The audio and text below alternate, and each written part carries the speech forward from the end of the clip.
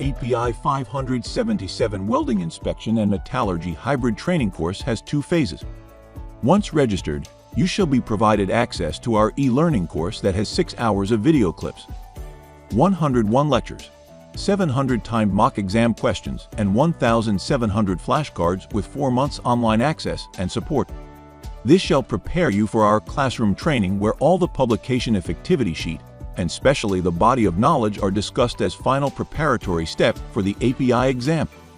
The 3 days, 24 hours classroom training has the following itinerary: vocabulary, welding inspection, welding processes, welding materials, WPS and PQR on day 1, welding procedure qualification, WPQ, metallurgy, SME 5 and SME 9 on day 2, highlights, flashcards and sample exam questions on day 3. Our classroom trainings are offered on March, August and November of each year. Please register your interest, and we shall book you for one of the available slots.